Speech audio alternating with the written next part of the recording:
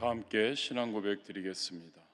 전능하사 천지를 만드신 하나님 아버지를 내가 믿사오며 그 외아들 우리 주 예수 그리스도를 믿사오니 이는 성령으로 잉태하사 동정녀 마리아에게 나시고 본디오 빌라도에게 고난을 받으사 십자가에 못 박혀 죽으시고 장사한 지 사흘 만에 죽은 자 가운데서 다시 살아나시며 하늘에 오르사 전능하신 하나님 우편에 앉아 계시다가 거기로부터 산자와 죽은 자를 심판하러 오시리라. 성령을 믿사오며 거룩한 공교회와 성도가 서로 교통하는 것과 죄를 사하여 주시는 것과 몸이 다시 사는 것과 영원히 사는 것을 믿사옵나이다. 아멘. 할렐루야. 오늘 은혜 받으실 하나님의 말씀은 시편 121편 1절에서 8절까지입니다. 시편 121편 1절에서 8절까지 말씀을 다 같이 봉독하시겠습니다. 내가 산을 향하여 눈을 들리라. 나의 도움이 어디서 올까? 나의 도움은 천지를 지으신 야훼에게서로다. 야훼께서 너를 실족하지 아니하게 하시며 너를 지키시는 이가 졸지 아니하시리로다. 이스라엘을 지키시는 이는 졸지도 아니하시고 주무시지도 아니하시리로다. 야훼는 너를 지키시는 이시라. 야훼께서 내 오른쪽에서 내 그늘이 되시나니 낮의 해가 너를 상하게 하지 아니하며 밤의 달도 너를 해치지 아니하리로다. 야훼께서 너를 지켜 모든 환난을 면하게 하시며 또 내 영혼을 지키시리로다. 야훼께서 너의 출입을 지금부터 영원까지 지키시로다. 아멘. 오늘 말씀을 전해주실 선교사님은 순복음 아프리카 총회 동부 지방의 소속으로 아프리카 영산 미션 센터장으로 사역하시는 이한용 선교사님이십니다. 문제를 넘게 하시는 분이라는 제목으로 은혜의 말씀을 전해 주시겠습니다. 우리 선교사님 나오실 때 하나님께 영광 돌리며 할렐루야로 맞이하겠습니다. 할렐루야.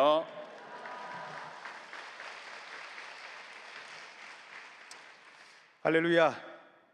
오늘 이 새벽에 함께 하시는 모든 분들에게 하나님의 크신 은혜가 임할 줄 믿습니다. 저는 방금 소개받은 대로 아프리카 케냐에서 사역하고 있습니다. 여러분 케냐에 대해서 아십니까? 제가 잠시 케냐에 대해서 소개를 드리면은 케냐는 국토의 크기가 우리 한반도의 2.5배의 크기가 됩니다. 인구수는 5,500만 명이 거주하고 있고요.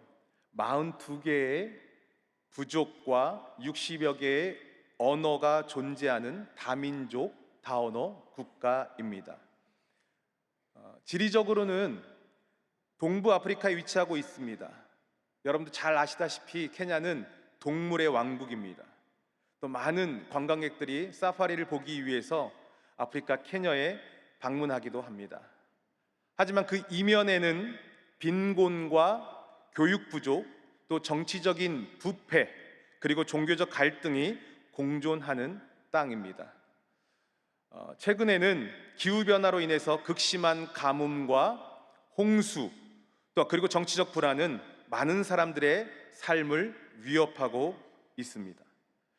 이런 상황 가운데에서도 하나님의 복음은 살아서 역사하고 있고 놀라운 부흥의 열매들이 맺히고 있습니다. 할렐루야.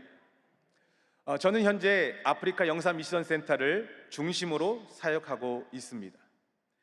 케냐 영산신학교를 통해서 4차원의 영성과 절대 긍정의 신학을 우리 신학생들과 목회자들에게 훈련시키고 있고 그들에게 희망의 복음을 확장시켜 나가고 있습니다. 저희 신학교에는 케냐뿐만 아니라 인근 국가인 남수단, 북수단, 에티오피아 이러한 선교사가 직접 들어가서 말씀을 전하기 좀 힘든 지역에 많은 청년들이 조윤기 목사님과 또 이영훈 목사님의 책과 유튜브를 통해서 복음을 듣고 소식을 듣고 저희 케냐 영산신학교까지 찾아와서 함께 신학 공부를 하고 있습니다. 그리고 이 졸업생들을 중심으로 도시 외곽과 미전도 종족, 그 지역에 교회를 세우고 자립 가능한 현지 목회자를 양성하는 교회 개척 사역을 감당하고 있습니다. 또한 차세대 선교의 핵심인 어린이 사역을 위해서 전문 사역자를 키우고 특화된 예배를 드리고 말씀 교육과 말씀 암송 등을 시키고 있습니다. 케냐에는 아이들이 상당히 많이 있습니다. 아직까지도 출산율이 상당히 높아서 아이들이 많이 있지만 교회 안에서 아이들이 방치된 채 그냥 제대로 된 신앙 교육을 받지 못하는 것이 참 안타까웠습니다. 또한 전문화된 어린이 전문 사역자들도 많이 없습니다. 그래서 그들에게 교육시키고 어린이 교육, 또한 교회 학교의 교육의 중요성을 가르치고 있습니다. 이뿐만 아니라 구제 사역을 통해서 음식을 먹지 못한 아이들에게 학교에서 급식을 지원하고 있고, 또 물이 없는 지역에 우물을 파서 또 마을 공동체와 함께 물을 얻을 수 있도록 돕고 있습니다. 학비가 없어서 학업이 중단된, 또 그래서 가난이 계속 대물림되는 그런 아이들을 일단 선별하여서 학비를 지원하고 그들이 계속해서 교육을 받을 수 있도록 돕고 있습니다. 또 우리 제자교회 가운데에는 우리나라 대관령과 같은, 강원도 대관령과 같은 젖소가 많은 지역이 있는데 그곳에 성도들이 자립할 수 있도록 젖소를 분양하는 스스로 자립 프로젝트를 진행하고 있습니다. 여러분, 땅끝은 여전히 복음을 기다리고 있으며 케냐는 그 한복판에 서 있습니다. 특별히 저의 사역의 중심 가운데 있는 이 신학교 사역은 너무나도 중요합니다. 현지인 제자를 세우는 것이 정말 중요한데, 이러한 사역이 진행될 수 있는 이유는 여러분들이 후방에서 함께 기도해 주시고, 특별히 선교대회 때마다 선교사들이 본국에 찾아와서 영적으로 재충전받고 지난날의 사역을 돌아보며 함께 선교 보고를 하며, 또 여러분들이 선교 작정 헌금을 하고, 이러한 모든 기도와 헌금이 있었기 때문에 현장에 있는 선교 현장에 있는 선교사들은 이러한 선교 사역을 계속해서 진행해 나갈 수 있는 것입니다. 이 자리를 빌어서 다시 한번 감사의 말씀을 드립니다. 저는 오늘 이 새벽에 문제를 넘게 하시는 분이란 제목으로 함께 여러분과 잠깐 말씀을 나누기를 원합니다. 오늘 우리가 함께 읽은 본문 121편은 예루살렘 성전을 향하여 올라가는 순례자들이 하나님 앞에 드렸던 노래입니다. 예루살렘 성전을 향하여 올라가는 이 순례자에게 있어서 가장 중요한 것이 있다면 하나님이 나를 지켜주신다는 확신일 것입니다. 사실 그 당시에 순례의 길을 떠난다는 것은 요즘과 같은 여행과는 차원이 다른 정말로 위험한 일들을 맞닥뜨릴 수 있었습니다. 생명도 내놓아야 할 만큼 대단한 위험한 일이었습니다. 그러면서도 은혜를 사모하고 하나님을 갈망하는 마음으로 성전을 향하여 순례의 길을 떠날 때 하나님께서 이 여정 가운데 나를 지켜주실 것이다 라는 믿음 하나를 굳건히 붙잡고 나아갔습니다. 사실 예수 믿는 우리의 삶 자체가 순례의 여행입니다. 이 세상에서 사는 동안 우리는 나그네죠. 특별히 선교사인 저에게 있어서 나의 본국인 조국인 대한민국을 떠나서 먼 타지에서 살아가는 것 자체가 순례의 길이고 나그네의 삶입니다. 제가 15년 전 케냐의 선교사로 파송받아 가족들을 데리고 낯선 땅에 정착하면서 완전한 이방인 나그네 삶을 아프리카에서 살아가고 있습니다. 초창기에는 참 힘들었습니다. 기후도 다르고 날씨도 다르고 언어도 다르고 음식도 다르고, 이 작은 자녀들을 데리고 그곳에서 살아간다는 것이 참 쉬운 일만은 아니었습니다. 그때마다 새벽에 일어나면 가장 먼저 주님을 부르게 됩니다. 제가 부르며 찾는 주님의 의미는 오늘 하루를 책임지고 인도하실 주님이십니다. 어떤 날은 좀 힘들고 마음이 부담되는 그런 하루도 있었습니다. 그래도 새벽에 주님의 이름을 부르면 제 마음속에 오늘 하루에 대한 기대가 일어나더라는 것이죠. 그래서 하루를 힘있게 시작할 수 있었습니다. 여러분, 오늘 이 아침에 많은 기도의 제목들을 가지고 나왔을 것입니다. 근데 중요한 것은 우리 모든 문제를 주님 앞에 내려놓고 의탁하고 부탁하고 돌아가는 것이 너무나도 중요한데, 저는 사실 케냐와 한국을 오가며 비행기를 탈 때가 많이 있습니다. 특별히 선교대를 마치고 이제 케냐로 돌아갈 때면 수화물, 이제 이민 가방에 음식도 쌓고 우리 아이들이 필요한 옷도 쌓고 또 케냐에 필요한 물품들을 다 싸가게 되면 정말 짐이 많습니다. 정말 중요한 것들도 많이 있어요. 왜냐하면 1년 동안 먹어야 될 고추장, 된장도 넣어갑니다. 비행기 탈 때 수속을 하고 이 수화물을 맡기게 되면 저는 그 이후부터는 이 짐이 목적지까지, 케냐까지 잘 도착할 것이라는 확신이 있습니다. 비행기 안에 들어와서도 마찬가지입니다. 제가 비행기 안에 탑승하고 비행기가 날아갈 때 더 빨리 도착하고 싶어서 비행기 안에서 내가 뛰거나 애써 움직이는 것은 아무런 의미가 없다는 것을 너무나 잘 알고 있습니다. 여러분, 비행기가 뜨고 목적지에 착륙하는 것은 오직 기장의 손에 달려있기 때문입니다. 우리의 인생도 마찬가지입니다.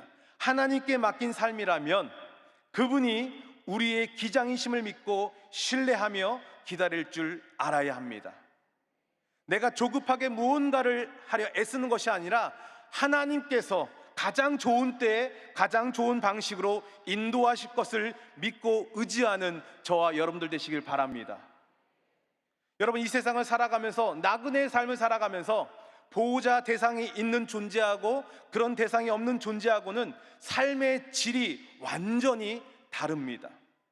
이 시간에 우리 마음속에 우리 하나님 아버지께서 우리의 보호자가 되신다는 사실을 믿으시기 바랍니다.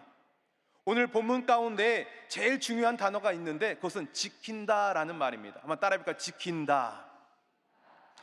오늘 시편 121편은요 8절밖에 되지 않는 짧은 구절인데 무려 지킨다라는 말이 6번이나 나온 것을 우리가 보게 됩니다. 3절에 보니까 너를 지키시는 이가 졸지도 아니하시리로다. 할렐루야. 4절에 이스라엘을 지키시는 이는 졸지도 주무시지도 아니하신다. 5절에 야훼는 너를 지키신 자라고 말씀하고 있습니다. 또 7절에 야훼께서 너를 지켜 모든 환난을 면하게 하시며 또 내 영혼을 지키시리로다. 그리고 마지막 8절에는요 영원까지 지켜주신다라고 말씀하고 있습니다. 사실 우리가 어떤 사람을 지켜준다, 부모가 우리 자녀들을 지켜준다, 이것은 완전하지 않아요. 왜냐하면 우리 자체가, 부모 자체가 불완전하기 때문입니다. 그런데 우리 하나님 아버지께서 우리를 지켜주시겠다라고 말씀하고 있습니다. 이보다 더 완벽하고 완전한 말씀은 없습니다. 사실 우리 아이들이 아파서 병원에 가게 되면 또 수술을 받기 전에 병원에서 사인을 하라고 하죠. 보호자 사인을 하라고 합니다. 부모이기 때문에 사인을 하지만 부모 입장에서 이 아이의 생명 아니면 이 아이의 치료받는 것을 조금도 도움을 줄 수가 없습니다. 우리는 불완전한 존재이기 때문인 것이죠. 그러나 하나님께서 우리에게 지켜주신다라고 말씀하셨을 때 이보다 더 완벽하고 완전 무결한 말씀은 없을 것입니다. 성경을 보게 되면 지킨다는 용어를 다르게 표현하는 데가 많이 있습니다. 자기의 눈동자같이 지키셨다라는 말씀을 하십니다. 또 머리털까지 다 헤아리시고 또 우리가 눕고 일어나는 것 다 보고 계신다라고 말씀하고 있습니다. 또 내 입의 말까지 내 코의 호흡까지 다 살피신다라고 말씀하고 있는데 이 모든 말씀이 지킨다는 이 용어 안에 다 들어있다라는 것이죠. 그러므로 하나님께서 지킨다고 할 때 이것은 완전 무결한 용어인 것이죠. 당시 예루살렘은요 산 위에 위치하고 있었습니다. 순례자들이 반드시 험한 산길을 올라야만 했습니다. 이 여정 가운데는요 강도들을 만날 수도 있고 날짐승을 만날 수도 있고 밤에는 춥고 낮에는 덥고 그 긴 여정 가운데 피곤함 가운데 있는 정말 현실적인 위험이 도사리고 있었습니다. 이러한 배경을 우리가 이해하고 오늘 우리가 함께 읽은 본문 말씀을 보게 되면 또 다른 의미로 다가오게 될 것입니다. 첫 번째 우리가 살펴볼 것은 내가 산을 향하여 눈을 들리라 라는 것이지요. 이것은 단순히 풍경을 보면서 감상을 하는 것이 아니었습니다. 그 순례자의 삶 가운데 놓여 있는 고난과 두려움을 마주한 영혼의 탄식이었습니다. 또한 신앙의 질문들이었습니다. 외적 위험으로는요, 산에서 나타난 강도들, 산길은 험난했습니다. 그래서 산을 향한 눈은 문제와 위기와 위험을 바라보는 시선이었다는 것이죠. 두 번째는요, 내적 유혹으로는 산은 우상숭배의 장소이기도 했습니다. 고대 이방 종교들은 산 위에 우상을 세우고 제사를 드렸습니다. 이스라엘 백성들도 하나님이 아닌 산당을 섬기고 잘못을 범했습니다. 그러므로 산을 향하여 눈을 든다는 말은 때로는 거짓 도움과 잘못된 방향을 바라보는 의미를 말하고 있습니다. 오늘 우리도 우리의 눈을 들게 되면 각자의 산들이 있을 것입니다.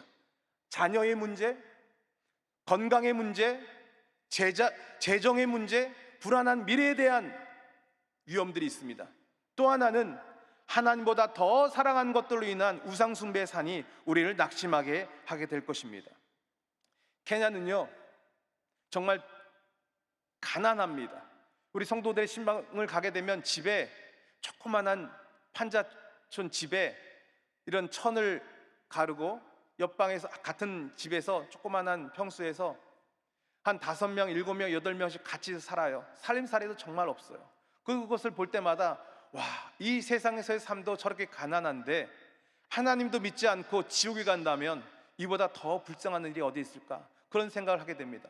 이런 절망 가운데 놓여 있는 저들에게 희망의 복음, 우리가 긍정적인 생각과 우리가 입술의 선포로 말미암아 하나님 가운데 소망이 있다는 사실을 계속해서 말씀을 전할 때 저들이 정말 주님께 돌아오는 것들을 보게 되더라는 것이죠. 두 번째 우리가 볼 것은요, 나의 도움이 어디서 올까라는 말씀입니다. 자, 이 질문은요, 단순한 탄식처럼 보일 수 있습니다. 다시 말해서 내가 어디에서 도움을 받을 수 있을까가 아니라 오직 야훼만이 내 도움이시다라는 믿음의 고백인 것입니다. 우리는 종종 사람이나 방법 또는 세상적인 해결책을 먼저 찾지만 여러분, 참된 도움은 우리 야훼 하나님께로부터만 온다는 사실을 믿으시기 바랍니다. 제가 케냐 처음에 갔을 때 어떤 것이 힘들었냐면, 운전을 하고 가잖아요. 그럼 경찰들이 참 시비를 많이 걸어요. 외국인이니까 무조건 세워서 막 뭘 뜯어내려고 해요. 너무나 시달리는 게 힘든 거예요.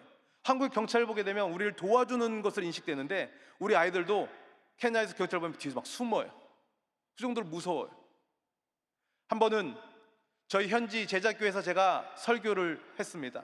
그 자리에 그 지역의 국회의원인, 케냐 국회의원이 참석을 했던 거예요. 예배를 마치고 함께 점심을 먹는데 저한테 그래요. 우리 선교사님, 케냐 생활이 어떻습니까? 제 도움이 필요합니까? 그래서 제가 그것이 번뜩 생각이 나는 거예요. 사실은 제가 운전할 때마다 케냐 경찰들이 저를 참 힘들게 하더라고요. 그랬더니 그러냐고 자신의 지갑에서 이 금장이 박혀있는 국회의원 명함, 그 뒤쪽에 뭐라 쓰는 거예요. 이한용 선교사 미셔너리 리는 나의 프렌드, 제 친구이고 경찰들은 귀찮게 하지 말라는 거예요. 그래서 사인을 딱 해서 저한테 딱 넘겨주는 거예요. 만약에 경찰이 당신을 귀찮게 하고 힘들게 하면 이 명함을 보여주라는 거예요. 제가 그 명함을 딱 받고 얼마나 기뻤겠습니까? 제 면허증 사이에 딱 꽂아놓고서 경찰이 나를 세우기만 해봐라. 어느 날 제 차를 세우는 거예요. 올 것이 왔다. 제 면허증과 함께 그 명함을 딱 제시했어요. 경찰이 제 면허증과 그 명함 뒤에 써져 있는 글을 보더니 제 얼굴 한번 딱 보고 명함을 다시 보고 그다음에 경례를 딱 하더니 그냥 가라고 하는 거예요. 얼마나 좋든지 이 명함이 저에겐 정말 어떤 카드보다도 더, 이 비자 카드, 마스터 카드보다 더 좋더라고요. 몇 해가 흘렀습니다. 또 운전하고 왔는데 경찰 또 제 차를 세우는 거예요. 그래서 또 올 것이 왔구나. 제 명함을 또 그 명함과 제 면허증을 제시했습니다. 그래서 다시 또 경찰이 제 얼굴과 이 명함을 바라보면서 이렇게 얘기하는 거예요. 면허증을 다시 달라고 하는 거예요. 왜 그러냐? 이 국회의원이 지난달 낙선해서 집에서 놀고 있다는 거예요. 제가 그때 뭘 느꼈냐면, 제가 케냐에 사는 동안 이 명함 하나면 다 해결될 줄 알았는데 몇 년 지나지 않아서 그냥 쓸모없는 종이로 전락하는 것을 보게 되었습니다. 우리가 사람을 의지하게 되고 환경을 바라보게 되면은 그것은 엑스파이어, 유통기한이 있더라고요. 끝이 있습니다. 그러나 우리가 믿는 아버지 하나님은 영원까지 지켜주시겠다라고 말씀하고 있습니다. 여러분, 사람을 바라보고 있습니까? 아니요. 온 우주 만물을 창조하신 그 하나님 아버지를 바라보는 저와 여러분 되시길 바랍니다. 마지막 세 번째는요, 나의 도움은 천지를 지으신 야훼에게서로다. 할렐루야. 이 도움이라는 단어는 히브리어로 에제르라고 하는 단어입니다. 이 에제르라는 단어는요, 단순한 위로가 아니라 적극적으로 도와주고 적극적으로 개입하여 주시는 구원을 의미한다는 것입니다. 이 에제르라는 이 도움이라는 것은 하나님께서 위험을 막고 길을 인도하며 필요를 공급하시는 도움이라는 것입니다. 시편 기자는 단순히 말하지 않습니다. 천지를 지으신 야훼, 할렐루야. 전능하신 창조주를 강조하고 있습니다. 나의 도움은 산을 만드신 분에게서 오는 것임을 믿으시기 바랍니다. 나의 도움은 산을 넘게 하시는 분에게서 오는 것임을 믿으시기 바랍니다. 나의 도움은 산을 평지로 바꾸시는 분에게서 오는 것을 믿으시길 바랍니다. 우리의 문제는 크지만 우리 하나님은요, 천지를 지으신 크신 하나님이십니다. 제가 우리 사역지, 우리 지방에 있는 사역지들이 있습니다. 제가 지내는 나이로비에서 300km 정도 떨어져 있는 정말 힘든 지역에 가게 됐는데, 그 지역은 상당히 더워요. 아이들이 다 반팔을 입고 있는데 제가 가면 아이들이 막 달려 나와서 선교사를 맞이합니다. 근데 한 아이가 혼자 긴팔을 입고 있는 거예요. 한 10살, 11살 먹은 여자아이인데 이 아이를 불러서 왜 그러냐, 케냐 아이들은 악수하는 걸 참 좋아합니다. 악수 문화예요. 근데 이 아이는 악수를 하지 않고 쭈삐쭈삐 뒤로 가는 거예요. 그래서 불렀어요. 봤더니 이 아이는 손가락이 6개가 있는 거예요. 예전에 우리나라도 그랬잖아요. 6손이 있는 거예요. 총 손가락 12개. 이 아이는 참 창피하고 힘들어서 손을 다 감추고 있는 거예요. 제가 무슨 생각이 들었냐면, 한국이었으면 금방 수술하고 도와줄 수 있을 텐데 좀 안타까웠어요. 하나님이 이 아이를 어떻게 도울 수 있을까요? 기도하고 있는데 한 2주 정도 지났을 때 케냐 한인 선교사회라는 곳이 있는데 거기서 메일 한 통을 받게 된 거예요. 이제 다음 달에 한국에서 연세 세브란스 의료팀이 케냐를 방문하게 되는데 성형외과 의사들이 온다는 거예요. 그리고 선교지에, 성사님들 선교지에 혹시 성형외과 수술이 필요한 분들이 있으면 신청하십시오. 단 어린아이 우선순위, 이런 메일을 받게 되었습니다. 그래서 이건 정말 기도 응답이다. 그래서 그 오시는 의사 선생님들의 양력을 보니까 세상에, 이분으로 말씀드릴 것 같으면 우리나라의 넘버원, 몇 년 전에 아마 여러분 기억하실지 모르겠지만 우리나라 그 주한 미국 대사님이 이 면도칼 피습을 받아갖고 80반을 꼬맸어요. 그것을 직접 집도하신 의사 선생님이세요. 그러니까 우리나라에서 제일 잘하는 넘버원, 이분으로 말씀드릴 것 같으면 한국에서도 돈을 싸들고 몇 달을 기다려야지만 이분에게 치료를 받을 수 있는 분이 직접 케냐까지 오셔서 그것도 무료로 수술을 해주신다니 얼마나 제가 감사했겠어요. 그런데 이 엄마한테 예를 비겠더니 엄마는 믿질 못하는 거예요. 내 딸의 손가락을 어떻게 자를 수 있냐는 거예요. 한 번도 이 수술에 대해서 생각해 본 적도 없고 그런 경험이 없는 거예요. 힘들게 설득하고 설명해서 드디어 그 아이를 데리고 병원에 데리고 왔습니다. 의사 선생님이 이 아이의 손을 딱 보더니 이거는 저에게 있어서 식은 죽 먹기입니다. 금방 30분이면 끝납니다. 근데 이 아이가 펑펑 우는 거예요. 수술 안 받겠다고. 믿을 수가 없는 거죠. 근데 이 의사 선생님이 주머니에서 사탕 한 움큼을 꺼내서 이 아이 손에 딱 쥐어주니까 저 아이가 뭐에 홀린 듯이 수술실을 따라 들어가더라고요. 그리고 수술을 30분 만에 정말 깔끔하게 마치고 나왔습니다. 제가 그것을 보면서 우리의 믿음과 우리의 신앙이 정말 이렇겠구나. 저는 이 의사 선생님이 존재를 압니다. 어떤 분인지도 알고 있어요. 그런데 이 엄마와 아이는 믿지 못하는 것이죠. 눈에 보이는 이 산 같은 이 손가락을 어떻게 자르냐. 여러분, 여러분의 신앙은 어떻습니까? 우리가 믿는 하나님 아버지는요, 온 우주 만물을 창조하신 하나님 아버지이십니다. 그 하나님 아버지께서 이 새벽에 여러분을 부르셨고, 우리 눈앞에 펼쳐진 그 산이 우리가 보기에는 넘을 수 없는 산이지만 우리 하나님께서 그 산을 지으셨다는 사실을 기억하시길 바랍니다. 사랑하는 성도 여러분, 우리는 산만 바라보는 인생이 아니라 산 위에 계신 하나님을 바라보는 인생이 되시길 바랍니다. 도움을 구하는 눈은 하나님께로 돌면 하나님은 반드시 응답하십니다. 선교지이든지 한국이든지 우리가 서 있는 자리에서 하나님은 지금도 끝까지 우리를 지켜 보호하고 계십니다. 케냐에서 하나님이 우리의 문제를 해결하셨듯이 오늘 이 새벽, 이 시간 나와 드리는 우리의 기도를 통해서 도우시는 하나님의 손길을 경험하는 저와 여러분들 되시기를 주님의 이름으로 축원드립니다. 기도하시겠습니다.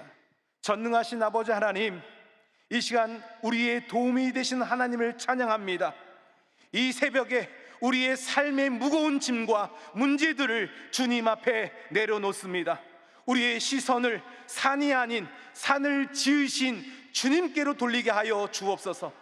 믿음으로 산을 넘게 하시고 기적을 경험하게 하여 주옵소서. 이 땅과 열방 가운데 아직도 복음을 듣지 못한 영혼들이 있습니다.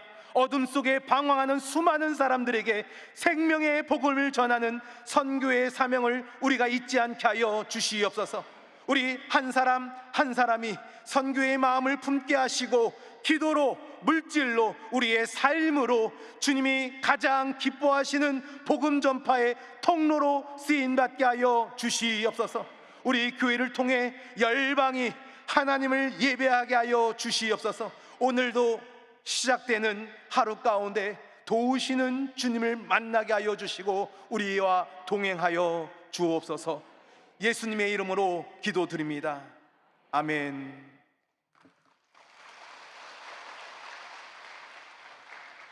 할렐루야. 은혜의 말씀을 주신 선교사님께 감사의 박수를 한 번 더 드리겠습니다. 주기도문 하시겠습니다. 하늘에 계신 우리 아버지여, 이름이 거룩히 여김을 받으시오며 나라가 임하시오며 뜻이 하늘에서 이루어진 것 같이 땅에서도 이루어지이다. 오늘 우리에게 일용할 양식을 주시옵고 우리가 우리에게 죄 지은 자를 사하여 준 것 같이 우리 죄를 사하여 주시옵고 우리를 시험에 들게 하지 마시옵고 다만 악에서 구하시옵소서. 나라와 권세와 영광이 아버지께 영원히 있사옵나이다. 아멘.